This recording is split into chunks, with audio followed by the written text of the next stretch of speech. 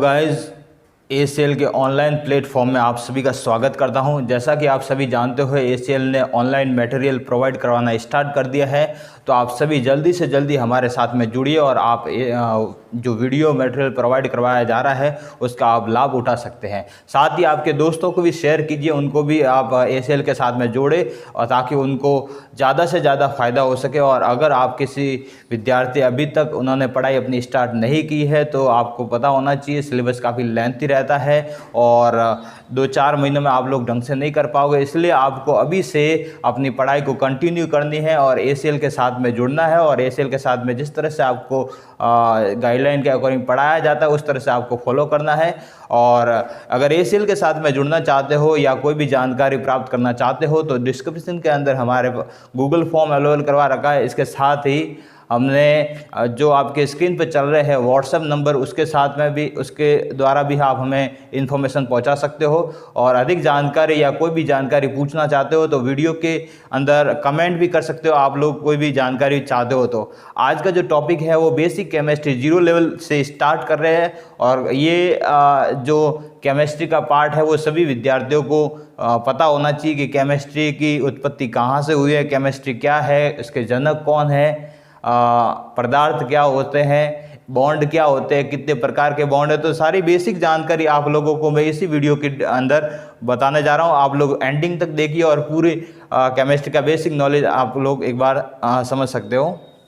तो स्क्रीन पे आपको दे रखा है, सबसे पहले जो टॉपिक है उसको ऊपर हम डिस्कस करते हैं कि केमिस्ट्री शब्द की उत्पत्ति कहाँ से हुई थी। केमिस्ट्री शब्द जो है जिसे हम लोग रसायन विज्ञान कहते हैं, आपका एक सब्जेक्ट होता है जो स्कोरिंग सब्जेक्ट होता है। अगर आप लोग उसको और अच्छा सा ज़्यादा समझते हो, आपके परसेंटेज बहुत ज़्यादा इंक्रीज हो जाते हैं केमिस्ट्री के कारण। तो केमिस्ट्री शब्द की उत्पत्ति कहाँ से हुई थी, एक बार स्क्रीन पे क्या दे रखा है, हम केमिस्ट्री के बारे में थोड़ा सा स्टार्ट करते हैं।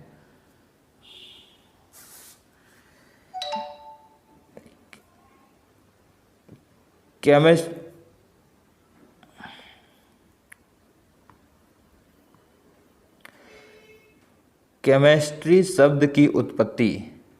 केमिस्ट्री शब्द मिस्र के एक प्राचीन शब्द केमिया से लिया गया है जिसका अर्थ काला अर्थात ब्लैक होता है। आपको पता होना चाहिए केमिस्ट्री जो शब्द है वो मिस्र के एक प्राचीन शब्द से लिया गया है केमिया, और केमिया का अर्थ होता था काला। आपको और बता देते हैं कि एक शब्द था जिसे कहते थे कीमी।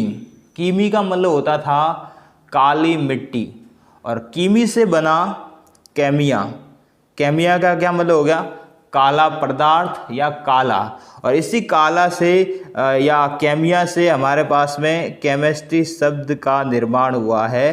तो आप सभी को पता होना चाहिए केमिस्ट्री शब्द की उत्पत्ति मिस्र के एक प्राचीन शब्द केमिया से हुई है और केमिया से केमिस्ट्री शब्द की उत्पत्ति हुई है। केमिया का अर्थ होता था काला पदार्थ या काला रंग, और इसी से हमारे पास में केमिस्ट्री शब्द की उत्पत्ति हुई है जिसे हम हिंदी में कहते हैं रसायन विज्ञान। नेक्स्ट जो है आपको स्क्रीन पे और दे रखा है केमिस्ट्री शब्द का शाब्दिक अर्थ क्या होता है। केमिस्ट्री का शाब्दिक अर्थ आपको पता होना चाहिए। एक लाइन में अगर कोई पूछे कि केमिस्ट्री शब्द का क्या अर्थ होता है तो आपको 2 जवाब दे सकते हो। या तो हो सकता है स्टडी ऑफ मैटर, या आप कह सकते हो स्टडी ऑफ केमिकल। या तो कह सकते हो पदार्थों का अध्ययन, या कह सकते हो रसायन का अध्ययन, और इसे हम कहते हैं केमिस्ट्री। चलिए नेक्स्ट आगे बढ़ते हैं।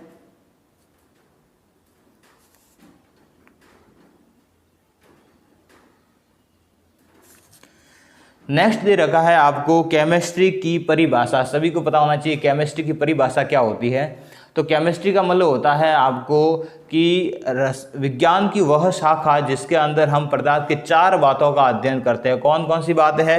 पहला है उस पदार्थ का संगठन क्या है, दूसरा उस पदार्थ की संरचना क्या है, तीसरा उसका भौतिक गुण, बाहर से वो कैसा दिखाई दे रहा है भौतिक गुण क्या है, और चौथा उसका रासायनिक गुण क्या है। अगर किसी भी पदार्थ के चारों ही गुणों का अध्ययन किया जाता है तो वो जो शाखा होती है वो शाखा क्या कहलाती है? रसायन विज्ञान कहलाती है, केमिस्ट्री कहलाती है। स्क्रीन पर आपको दिख रहा है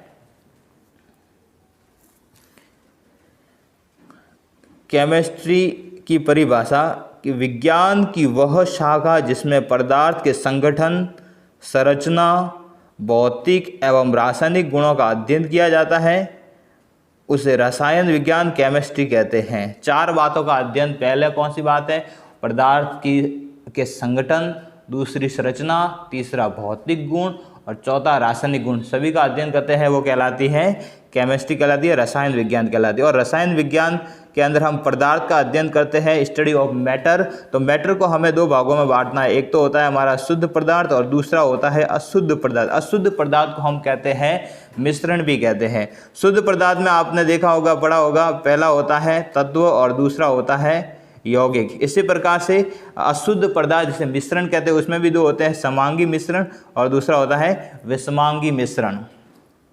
नेक्स्ट आपको पता होना चाहिए केमिस्ट्री के जनक कौन है, फादर ऑफ केमिस्ट्री, ये आपको सभी को पता होना चाहिए। केमिस्ट्री का आप अध्ययन कर रहे हो, पूरी केमिस्ट्री पढ़ लेते हो, तो कभी भी आपको एक जनरल नॉलेज के बेस पे आपको ये प्रश्न याद होना चाहिए, फादर ऑफ केमिस्ट्री किसे कहा जाता है। तो फादर ऑफ केमिस्ट्री है, आप लोग नाम याद रखना है, एंटोनी लॉरेंट लेवासिए। लेवासिए भी बोलते हैं और लेवोसियर भी बोलते हैं, एक ही नाम है, एंटोनी लॉरेंट लेवोसिए। आपको उनका चित्र भी दिख रहा है, फोटो दिख रहा है। और उन्होंने एक किताब लिखी थी जिसका नाम था एलिमेंट ऑफ केमिस्ट्री, तत्वों का रसायन। ये जो पुस्तक उन्होंने लिखी थी, इसके अंदर H2O एवं ऑक्सीजन, इन तत्वों के बारे में अधिक से अधिक जानकारी बताई थी और इन्होंने इस किताब में अन्य तत्वों की भी जानकारी बताई थी। इसी कारण से इन्हें फादर ऑफ केमिस्ट्री कहा जाता है। नेक्स्ट जो है उससे कहते हैं परमाणु।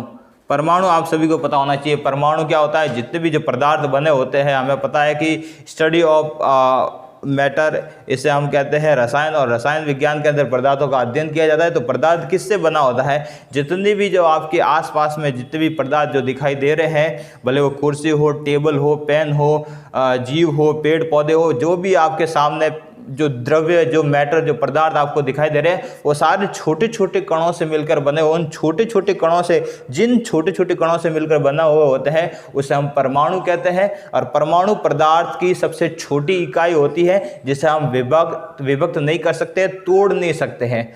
परंतु हमें ये पता होना चाहिए कि परमाणु जो होता है वो ऐसा सूक्ष्मतम कण है जो स्वतंत्र अवस्था में नहीं रह सकता है। आपको ध्यान रखना है, पीरियोडिक टेबल जब आप पढ़ते हो तो एंडिंग में जब 18वें वर्ग के अंदर उत्कृष्ट गैसें दे रखी है, वो सारे उत्कृष्ट गैसें जो है वो स्थायी परमाणु के अंदर आते हैं। उनके अलावा जितने भी परमाणु जो है वो सारे परमाणु अस्थायी होते हैं, अष्टक पूरा नहीं होता है। इसी कारण से वो अस्थायी सूक्ष्मतम कण होता है और वो परमाणु आपस में संयोग करके स्थायी कण का निर्माण करता है। तो आपकी स्क्रीन पर दे रखा है, परमाणु जब आपस में संयोग करता है तो वो किसका निर्माण करता है, वो निर्माण करता है अणु का निर्माण करता है।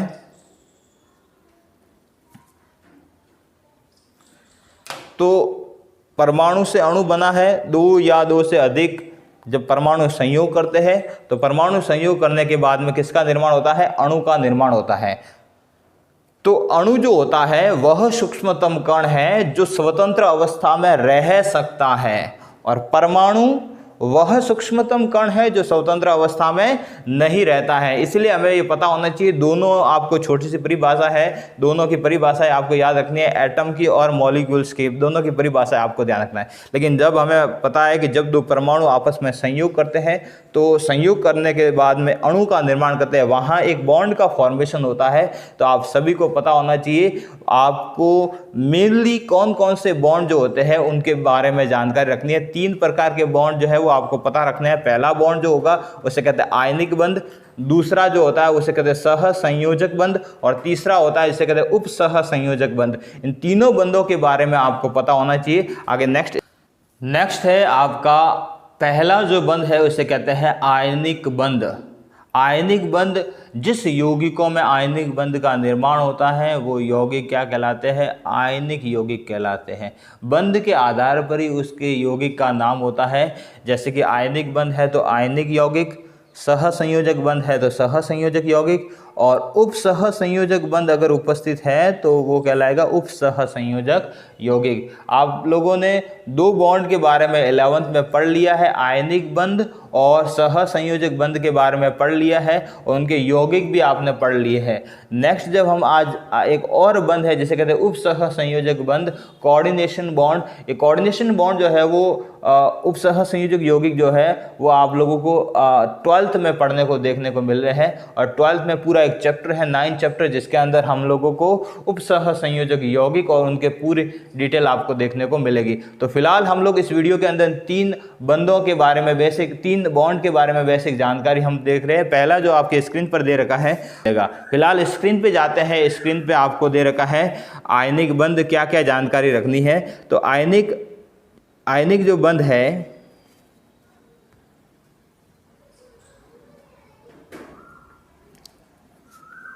आयनिक जो बंध है आयनिक यौगिक कहलाते हैं, और आयनिक बंध को हम लोग डॉटेड लाइन से शो करते हैं। अब आपको पता है हाइड्रोजन बंध को भी आप डॉटेड से शो करते हो।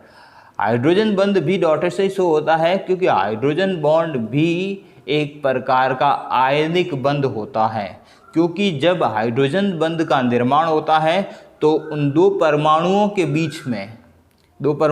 बीच में आंशिक आवेश उत्पन्न हो जाते हैं। आंशिक आवेश उत्पन्न होने के कारण एक प्लस और एक माइनस हो जाता है, और इस कारण से वहाँ आयनिक गुण उत्पन्न हो जाता है। इसलिए वहाँ हाइड्रोजन बंध भी एक प्रकार का आयनिक बंध होता है, इसलिए उसको हम डॉटेड से शो करते हैं। तो पहला ध्यान रखना है, आयनिक बंध को किससे प्रदर्शित करते हैं, क्या सिंबल है, डॉटेड से प्रदर्शित करते हैं। और आयनिक बंध का निर्माण क्यों होता है? क्योंकि परमाणु जो होते हैं एक दूसरे को इलेक्ट्रॉन ट्रांसफर करके अष्टक पूरा करना चाहते हैं। अष्टक पूर्ण करने के लिए वो इलेक्ट्रॉन ट्रांसफर करते हैं। तो आयनिक बंध कब बनता है? जब इलेक्ट्रॉन ट्रांसफर होते हैं तो आयनिक बंध का निर्माण होता है। एक एग्जाम्पल दे रखा है, NaCl जो है वो एक आयनिक कंपाउंड होता है, और इसमें हम लोग देख रहे हैं कि एक तो है सोडियम स्पीसीज और एक है क्लोरीन स्पीसीज। दोनों स्पीसीज, दोनों परमाणु जो होते हैं वो आपके सामने दे रखे हैं। मैंने पहले ही बताया परमाणु अस्थायी होते हैं क्योंकि उनके बाहरी कोश में अष्टक पूरा नहीं होता है। अब ये दोनों इलेक्ट्रॉन अपने स्थायित्व को ग्रहण करने के लिए क्या करते हैं? इलेक्ट्रॉन ट्रांसफर करते हैं। तो यहाँ सोडियम ने अपना इलेक्ट्रॉन जो है वो ट्रांसफ़र किया है, और इसी का ट्रांसफ़र किया है क्लोरीन को। इसी कारण से सोडियम के ऊपर प्लस चार्ज आ गया और ये धनावेशित बन गया, और क्लोरीन ने इलेक्ट्रॉन ग्रहण किया, इसके ऊपर माइनस चार्ज आ जाता है और ये ऋणावेशित बन जाता है। अब इन दोनों आयनों के बीच में एक आकर्षण बल लगता है, और वो आकर्षण बल जो है जिसे हम कहते हैं आयनिक बंध, वो आकर्षण जो बल है वो आयनिक बंध कहलाता है। जिसे इस प्रकार से शो करते हैं डॉटेड से, या फिर हम इसको इस प्रकार से लिखते हैं सोडियम क्लोराइड, जिसे हम नमक कहते हैं। ये एक प्रकार का आयनिक यौगिक है, और इसके अंदर कौन सा बंध बनता है? आयनिक बंध का निर्माण होता है। तो सिंपल 3 बातें ध्यान रखनी। आयनिक बंध से बना यौगिक आयनिक यौगिक।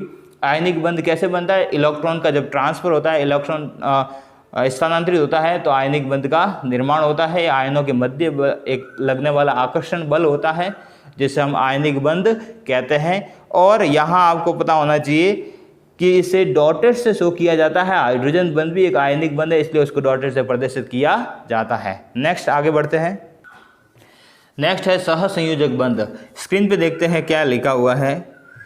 सहसंयोजक बंध, जब दो परमाणुओं के मध्य इलेक्ट्रॉनों का साझा होता है, दो परमाणुओं के मध्य इलेक्ट्रॉनों का साझा होता है तो निर्मित रासायनिक बंध सहसंयोजक बंध कहलाता है। तो वहाँ निर्मित जो रासायनिक बंध है वो क्या कहलाता है? सहसंयोजक। सहसंयोजक बंध का मतलब होता है दो परमाणुओं के बीच में इलेक्ट्रॉनों का साझा होगा, वहाँ ट्रांसफर नहीं हो रहा है, साझा हो रहा है। दो परमाणुओं के मध्य इलेक्ट्रॉनों का साझा होता है, जो बताता है कि दोनों परमाणु इनके समीपस्थ उत्कृष्ट गैसों का स्थायी इलेक्ट्रॉनिक विन्यास ग्रहण कर लेते हैं। आपको सिंपल से है, सहसंयोजक बंध किसे कहते हैं? कि जब दो परमाणुओं के इलेक्ट्रॉन साझा करते हैं। तो इलेक्ट्रॉन साझा के द्वारा जो बंध निर्माण होता है वो कहलाता है सहसंयोजक बंध, कोवलेंट बॉन्ड कहलाता है। और बंध के बाद में इलेक्ट्रॉन जो परमाणु जो है वो परमाणु उत्कृष्ट गैसों का विन्यास ग्रहण कर लेते हैं, अर्थात वो अपना अष्टक पूर्ण कर लेता है। ठीक है, नेक्स्ट आगे बढ़ते हैं। सहसंयोजक बंध आपको पता होना चाहिए 3 प्रकार के होते हैं। कौन कौन से होते हैं? और सहसंयोजक बंध जिसमें पाया जाता है वो यौगिक क्या कहलाता है? सहसंयोजक यौगिक कहलाता है। यहाँ इलेक्ट्रॉन का क्या होता है? साझा होता है। ये पहला होता है जब एक एक इलेक्ट्रॉन का साझा होता है तो सिंगल बॉन्ड बनता है, 2-2 इलेक्ट्रॉनों का साझा होता है तो डबल बॉन्ड बनता है, और 3-3 इलेक्ट्रॉन का साझा होता है तो ट्रिपल बॉन्ड बनता है। अर्थात एकल बॉन्ड का निर्माण होता है तो इस प्रकार से आपको सिंगल बॉन्ड बनता हुआ दिखाई दे रहा है। जब 2-2 इलेक्ट्रॉनों का साझा होता है तो आपको डबल बॉन्ड देखने को मिलता है। जब 3-3 इलेक्ट्रॉनों का साझा होता है तो आपको ट्रिपल बॉन्ड देखने को मिलता है। ये भी अष्टक नियम के ऊपर आधारित है। अर्थात हमारे पास में जितने भी जब बंध का निर्माण होता है तो वो सारे अष्टक नियम के ऊपर आधारित होते हैं। तो सहसंयोजक बंध 3 प्रकार के याद रखना, सिंगल बॉन्ड, डबल बॉन्ड और ट्रिपल बॉन्ड, जो आपने पढ़ लिया होगा। नेक्स्ट आगे बढ़ते हैं। नेक्स्ट है उपसहसंयोजक बंध। उपसहसंयोजक बंध का मतलब होता है ये एक विशेष बंध है जो 12वीं में आप स्पेशल पढ़ोगे। एक ये पूरा चैप्टर है जिसके ऊपर पढ़ना है, तो आप लोगों को बिल्कुल ढंग से आप समझने की कोशिश करना। 12th के लिए खासकर इंपॉर्टेंट है। 12th का चैप्टर स्टार्ट हो गया है मान लो। और उपसहसंयोजक बंध क्या होता है, परिभाषा और पूरा समझते हैं।